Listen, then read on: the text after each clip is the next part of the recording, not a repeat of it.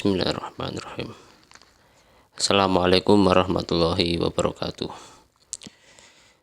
Rekan-rekan semua, para sahabat serta siswa-siswi kelas 3, ketemu lagi dengan channel kami rifanfajrin.com. Pada kesempatan kali ini kita akan bersama-sama membahas soal evaluasi 4 untuk kelas 3 SD, tema 7 atau tema perkembangan teknologi, subtema 4 atau perkembangan teknologi transportasi. Baik, kita akan mulai dengan membahas soal PPKN terlebih dahulu. Nomor 1, mengutamakan kepentingan bersama dapat dilakukan dengan titik-titik. Apakah A. Menjaga keselamatan diri dan orang lain, B. Asyik bermain dengan teman-teman, C. Mengajak bercanda teman-teman di kolam renang. Baik, ini soal yang mudah ya. Mengutamakan kepentingan bersama itu dengan cara kita menjaga keselamatan diri dan orang lain ya.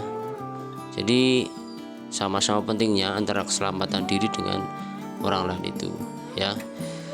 Untuk jawaban yang B dan yang C itu sudah sangat jelas kurang tepat ya. Kemudian soal nomor 2, salah satu sikap saling menghargai adalah titik-titik. Apakah A. Mengajak teman-teman mendukung keinginanku, B. Selalu mengalah, C. Tidak memaksakan kehendak ya. Jadi nomor 2, sikap menghargai tentu saja adalah yang C ya, tidak memaksakan kehendak. Misalnya di dalam sebuah musyawarah atau rapat ya, kita tidak memaksakan kehendak kita ya. Kemudian untuk jawaban yang A, mengajak teman-teman mendukung keinginanku, ini sebenarnya juga bisa juga ya, mengajak teman untuk mendukung keinginannya ya, keinginan untuk berbuat kebaikan itu sebenarnya ya bisa juga ya, tetapi tidak disampaikan bagaimana caranya, apakah dengan memaksakan kehendak atau tidak ya, atau dengan berdasarkan argumen atau pendapat ya. Nah ini sehingga jawaban yang C saya kira lebih tepat. Kemudian untuk yang jawaban yang B, selalu mengalah, ini nampaknya baik tetapi kurang tepat juga ya. Pada kalanya kita perlu mempertahankan pendapat kita bila ya kita mempertahankan pendapat bila kita memang meyakini bahwa pendapat kita itu baik ya. Tetapi pada akhirnya tetap kita harus berlapang dada ya, tidak memaksakan kehendak ya, legowo ya, kalau ternyata di forum atau di dalam rapat itu keputusannya tidak sesuai dengan keinginan kita atau tidak sesuai dengan usulan kita. Jadi jawaban yang tepat adalah yang C. Kemudian soal nomor 3, memberi duduk kepada orang tua di angkutan umum adalah sikap titik-titik. Apakah A. Tegas, B. Tenggang rasa, C. Setia kawan. Ini yang tepat adalah sikap tenggang rasa ya. Baik, kita mengalah ya, kita mengalah, memberikan tempat duduk kita kepada orang yang tua ya. Ada beberapa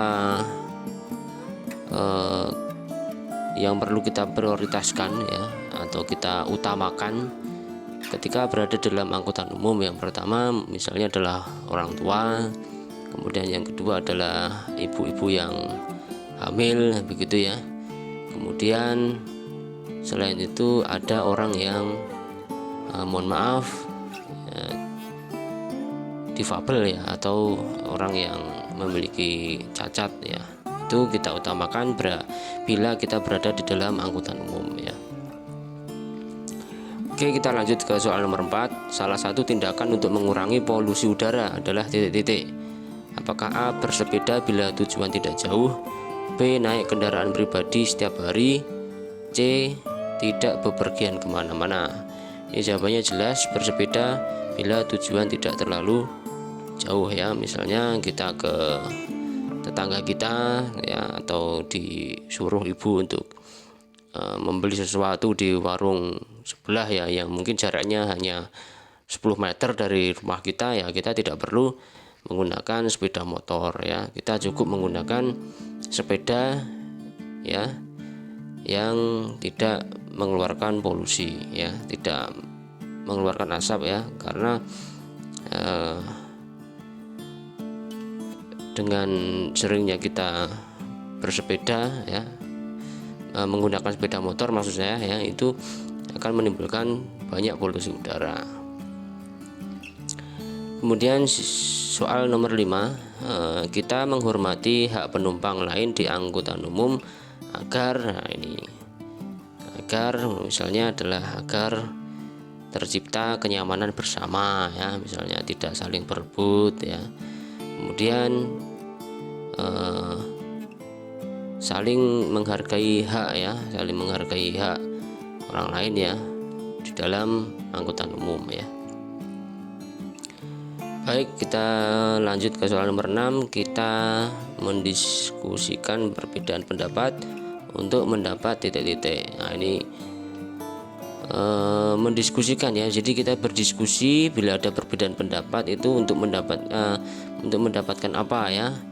Jadi mendiskusikan sesuatu berarti kita untuk mendapatkan kesepakatan bersama ya, untuk mendapatkan kesepakatan bersama atau untuk mendapatkan mufakat ya, tersapanya mufakat. Nah, ini kesepakatan bersama.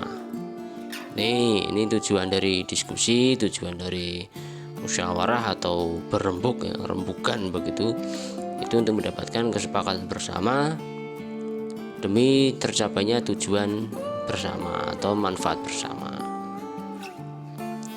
Baik, kita lanjut ke soal bahasa Indonesia ya, nomor 7. Kita baca soalnya bersama-sama. Yang pertama kali digunakan manusia sebagai alat transportasi adalah titik-titik. Apakah A. pesawat terbang, B. kuda, C. mobil ya. Jadi jawaban yang tepat adalah C ya, kuda ya. Yang pertama kali digunakan manusia sebagai alat transportasi ini adalah kuda ya. Jadi pada zaman dahulu, yaitu sejak zaman prasejarah ya, sejak manusia belum mengenal tulisan, itu manusia sudah menggunakan hewan sebagai alat transportasi. Pada awalnya mereka ya menjinakkan hewan-hewan liar untuk dijadikan sebagai tunggangan atau sebagai sarana transportasi. Kemudian setelah itu mereka menggunakan kuda ya, sapi dan sebagainya itu untuk alat transportasi.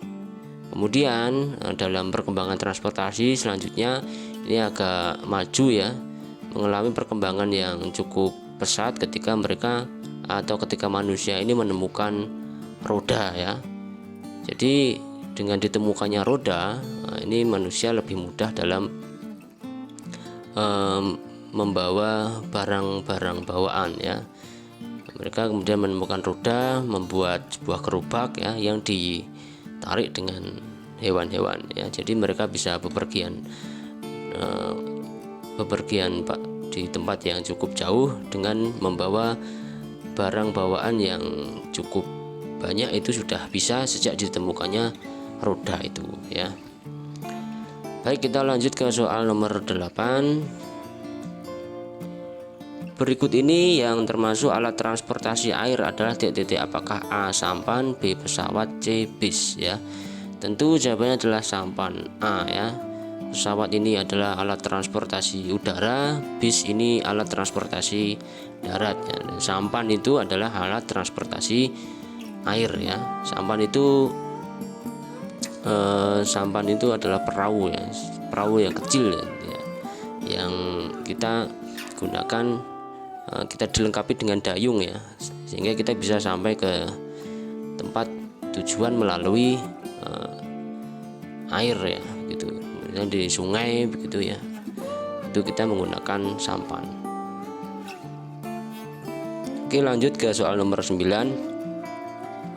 Alat transportasi berikut yang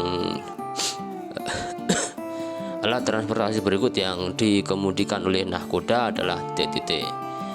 Apakah A? Ini gambarnya seperti ini adalah gambar bis ya. Ini bukan dikemudikan nahkoda, karena bis ini dikemudikan oleh seorang driver atau sopir begitu ya.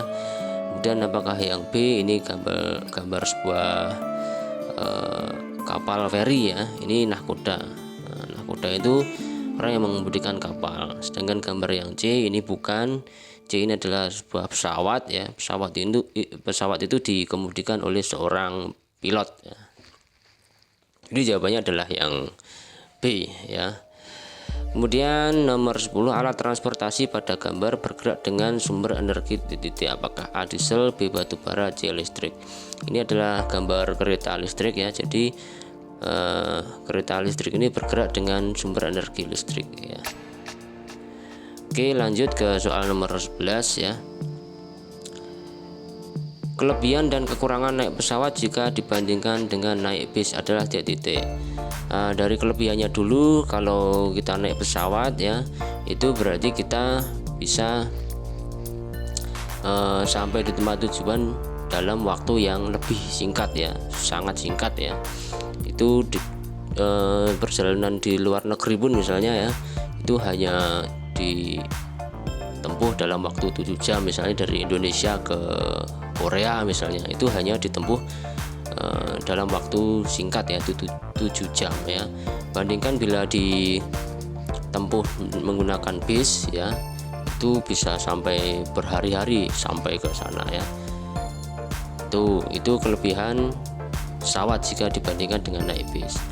Namun menggunakan pesawat itu juga ada kekurangannya ya bila dibandingkan dengan bis, yaitu tentu saja biaya atau ongkos naik pesawat itu lebih mahal bila dibandingkan dengan naik bis ya. Jadi kelebihannya itu kita bisa sampai di tempat tujuan dalam waktu yang lebih singkat ya, sangat pendek ya. Itu saya pernah terbang dari Kalimantan Selatan ke Surabaya itu hanya 1 jam ya. Padahal sebelumnya ketika ke sana ke Kalimantan itu melalui jalur laut itu ditempuh dalam waktu 24 jam. Tapi ketika dari Kalimantan ke Jawa, saya turun di Surabaya itu hanya dalam waktu 1 jam saja ya. Nah, terus kekurangannya adalah tentu saja kita harus mengeluarkan ongkos atau biaya yang lebih mahal bila dibandingkan dengan menggunakan bis ya. Baik, nomor 11 sudah. Sekarang kita nomor 12. Penelitian untuk mencari sumber energi alternatif dilakukan untuk ya, energi alternatif itu berarti dilakukan untuk mencari pengganti bahan bakar minyak ya, bahan bakar minyak atau BBM ya. Karena bahan bakar minyak itu merupakan sumber energi yang tidak dapat diperbarui ya. Kenapa kok dikatakan sumber energi yang tidak dapat diperbarui? Karena untuk mendapatkannya itu diperlukan waktu yang sangat lama sampai jutaan tahun ya, sehingga bisa dikatakan BBM atau bahan bakar minyak ini, sumber energi minyak ini merupakan sumber energi yang tidak dapat diperbarui. Baik, kita sudah selesai untuk soal bahasa Indonesia. Kita lanjut ke soal matematika nomor 13. Keliling persegi panjang berikut adalah titik-titik ya. Kita ingat kembali keliling persegi panjang ya. Persegi panjang berarti 2 kali panjang tambah lebar ya, atau panjang tambah lebar berapa, kemudian hasilnya dikalikan 2 ya. Keliling persegi panjang ini panjangnya kita sudah tahu 8 cm ya. Ini panjang 8 cm berarti ini juga 8 ya. 8 cm, kemudian sisi lebarnya 5 cm, ini juga 5 cm ya. Untuk mendapatkan kelilingnya ini kita bisa langsung jumlahkan semuanya, 8 tambah 5 tambah 8 tambah 5, atau 8 tambah 5 berapa, kita kalikan 2 sama saja. Berapa hasilnya? 5 tambah 5 itu 10, 8 tambah 8 16, 10 tambah 16 itu 26 ya, 26 cm ya. Keliling itu adalah jumlah panjang semua sisi-sisinya ya. Baik, kita lanjut ke soal nomor 14. Keliling segitiga berikut adalah titik-titik ya. Jadi kita langsung tambahkan semua sisinya ya. Ini sisi yang tegak ini ada 6 cm, kemudian alasnya 8, sisi miringnya 10. Berarti kita tinggal tambahkan saja 6 tambah 8 itu sama dengan 14 ditambah 10 berapa? 14 tambah 10 24. Jadi keliling segitiga di nomor 14 adalah 24 cm. Baik, kita sudah selesai soal nomor 14. Lanjut ke soal nomor 15. Oke, soal nomor 15 ya. Sebuah persegi memiliki panjang sisi 12 cm. Keliling persegi adalah titik-titik senti. Oke, kita ingat kembali, persegi itu sisi-sisinya memiliki panjang yang sama, ada 4 sisi ya. Persegi itu ada sisinya ada 4 ya, dengan panjangnya semuanya sama. Berapa ini panjang sisinya? 12 ya.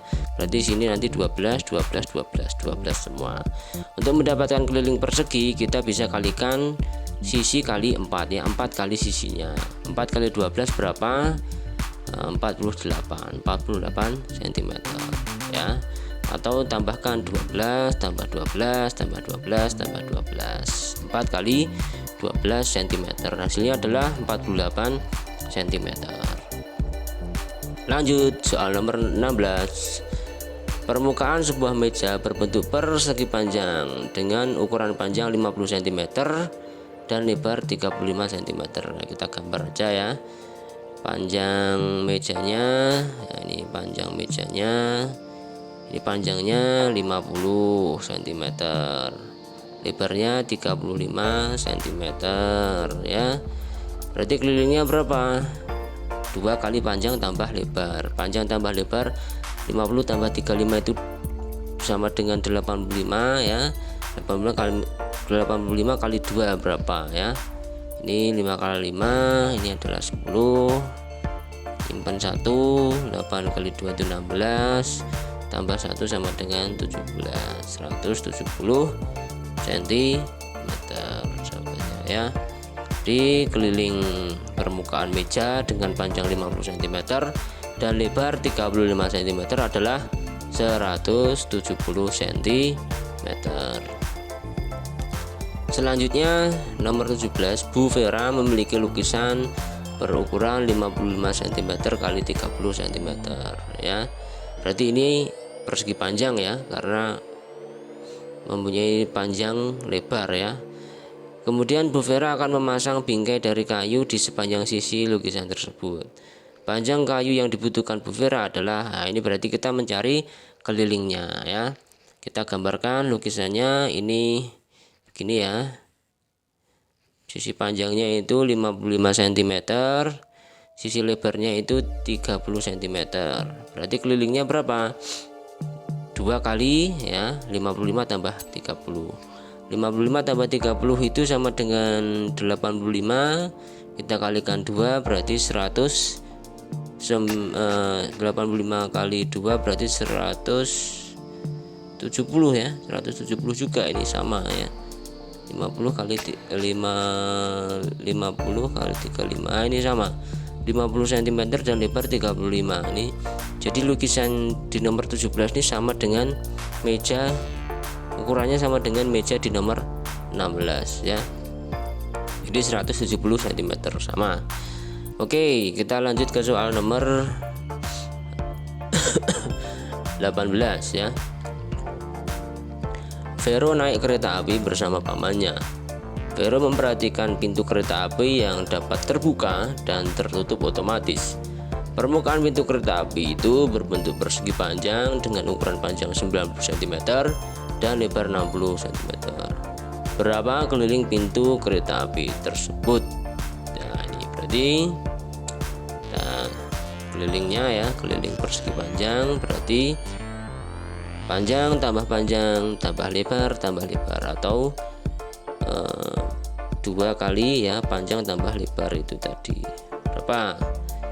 2 kali panjangnya itu 90 ya, 90 tambah lebarnya 60 ya, sama dengan 2 kali 90 tambah 60 itu sama dengan 150 ya, 150 cm nih kita kasih satuannya. 2 kali 150 sama dengan 300. Jadi keliling kereta api itu adalah 300 cm atau ya, atau ingat senti kita jadikan meter itu 3 meter ya, 3 meter 300 cm atau 3 meter. Baik ya, karena di sini tidak, pertanyaannya tidak diminta dengan satuan cm. Misalnya kalau berapa sentimeter keliling pintu kereta api itu ya, kita jawabnya 300 ya. Tapi di sini tidak disebutkan satuannya, jadi boleh kita jawab dengan 300 cm atau 3 meter ya, sama saja. Oke, kita sudah selesai membahas soal matematika. Kita lanjutkan ya ke soal berikutnya. Soal PJOK ya, nomor 19. Salah satu akibat buruk tidak mandi setelah berenang di kolam renang adalah apakah A, tubuh menjadi sehat ya, salah ya, kulit menjadi halus ini juga salah, C, rambut menjadi kusam. Nah, ini akibat buruk tidak segera mandi setelah berenang di kolam renang. Oke, nomor 20. Zat anti kuman yang menempel dapat menimbulkan titik-titik pada kulit. Apakah A, iritasi, B, kelembapan, C, warna cerah? Jawabannya adalah iritasi ya. Kemudian 21. Kita hendaknya titik-titik berenang bila sedang mengidap penyakit menular ya, misalnya penyakit kulit ya, kita sedang gatal-gatal ya misalnya. Nah, bila kita sedang mengidap penyakit menular itu kita hendaknya titik-titik berenang. Apakah A, menunda berenang, C, B, berlama-lama berenang, C, bergegas berenang? Jadi kita A ya, kita menunda kegiatan renang kita atau menunda keinginan kita untuk berenang ya, karena kita masih sakit. Kalau kita memaksakan diri berenang ya, tidak mengindahkan orang lain ya, maka tidak memperhatikan keselamatan orang lain, maka ya nanti orang lain bisa tertular penyakit kita, karena ya kita berenang di kolam yang sama ya, apalagi kalau kolamnya tidak terlalu luas ya. Baik, jadi jawabannya nomor 21 adalah A, menunda ya, kita tunda sejenak ya, kita ingat juga keselamatan orang lain, jangan sampai tertular penyakit kita ya. Nomor 22. Agar tidak mengalami iritasi mata, kita mengenakan titik-titik. Apakah A, penutup kepala, B, pakaian renang, C, kacamata renang ya. Mata berarti menggunakan kacamata renang ya. Kacamata renang itu selain untuk menghindarkan mata dari iritasi, itu juga kita bisa melihat, kita bisa membuka mata di dalam air ya. Kalau air kolam renang itu yang mengandung kaporit, kadang-kadang memang terasa sangat ya pedes di mata ya, pedih di mata ya, pedih ya. Jadi kita kalau tidak pakai kacamata renang itu kadang-kadang kita berenang sambil merem ya, sambil menutup mata ya. Baik, itu jawabannya adalah C, nomor 22. Sekarang nomor 23. Urutan kegiatan mandi setelah berenang adalah, nah ini mandi ya, mandi setelah berenang itu tadi dikatakan supaya kulit kita tidak menjadi kusam ya, rambut kita juga tidak, bahasa Jawanya itu gembel begitu ya, dan tubuh kita tetap sehat. Nah, kita harus mandi ya. Nah, urutan kegiatan mandi setelah berenang adalah titik-titik. Jawabannya adalah, kalau kita mandi ya, kita membilas tubuh kita terlebih dahulu ya, kita bilas, kemudian kita setelah dibilas kita keramas dan menyabuni seluruh tubuh kita ya, pakai sabun ya. Dan setelah itu kita bilas kembali, dan terakhir jangan lupa kita keringkan dengan menggunakan handuk ya. Itu adalah urutan kegiatan mandi setelah berenang ya. Jadi saya ulangi lagi, Pertama bilas tubuh kita dengan air ya, air yang mengalir itu. Kemudian setelah itu kita shampoo ya, kita shampoo nih rambut kita kasih shampoo, kemudian tubuh kita sabun ya. Setelah itu kita bilas kembali hingga benar-benar bersih. Yang terakhir adalah kita menghandui ya seluruh tubuh kita termasuk rambut kita supaya benar-benar kering ya. Lanjut ke soal nomor 24, kita tidak boleh mengajak hewan untuk ikut berenang ya. Ini kita punya hewan peliharaan misalnya kucing atau anjing ya, kita tidak boleh mengajak hewan itu untuk ikut berenang. Karena apa? Karena dikhawatirkan akan bisa menularkan kuman ya, atau menyebarkan kuman ya. Karena hewan itu dapat menyebarkan kuman atau penyakit bila kita ajak mereka untuk nyemplung bersama di kolam renang. Baik, selanjutnya nomor 25 soal SPDP. Model mobil-mobilan sederhana kita buat dari titik-titik. Yang sederhana ya berarti apakah A kardus bekas, B papan plastik, C papan triplex ya. Yang paling sederhana kita buat dengan kardus bekas ya, yang harganya cukup murah ya. Kita ya bekas, namanya bekas ya, kita bisa pakai ya, kita tinggal pakai, kita manfaatkan kardus-kardus bekas yang biasanya tidak kita pakai ya, kita gunakan ya. Kita bisa gunakan kardus bekas itu untuk membuat mobil-mobilan sederhana. Kemudian nomor 26, agar mobil-mobilan lebih menarik kita dapat menambahkan beberapa titik. A aksesoris, B lem, C tali plastik. Tentu saja adalah aksesoris ya. Aksesoris itu kan memang hiasan ya, jadi bisa membuat mobil kita lebih menarik. Kalau lem itu bukan agar mobil-mobilan lebih menarik, bukan. Lem itu agar digunakan untuk merekatkan antar bagian dari mobil-mobil yang kita buat itu tadi ya. Mobil-mobilan tadi yang kita buat itu kita rekatkan dengan lem. Kalau tali plastik itu untuk menggantungkan mobil itu sehingga bisa kita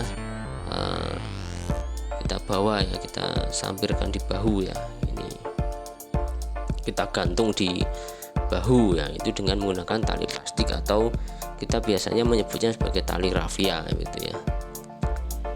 Baik, kita lanjut ke nomor 27. Kita menggunakan titik-titik untuk merekatkan model motor-motoran. Nah, ini nomor 26 yang B ini kita sudah bahas ya.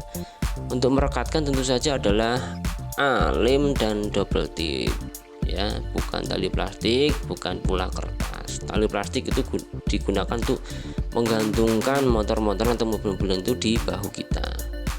Jadi kita naiki mobil-mobilan itu ya. Oke, sekarang nomor 28, untuk menggantungkan motor-motoran di bahu kita gunakan. Nah, ini sudah kita bahas semuanya. Jadi kita gunakan kardus salah, B tali plastik. Nah, ini kita pilih tali plastik ya. Kertas juga salah. Baik. 29, sebelum membuat mobil-mobilan dan motor-motoran kita membuat titik-titik terlebih dahulu. Nah, ini kita membuat pola ya, atau rancangan ya terlebih dahulu. Lanjut ke soal nomor 30 terakhir ya. Untuk dapat menggunakan mobil-mobilan dan motor-motoran kita memakainya dari arah dari atas ya. Kita gantungkan di bahu kita ya, kita gantungkan di bahu kita ya. Jadi kelihatannya kita seperti seolah-olah sedang menaiki mobil-mobilan dari kardus bekas itu ya.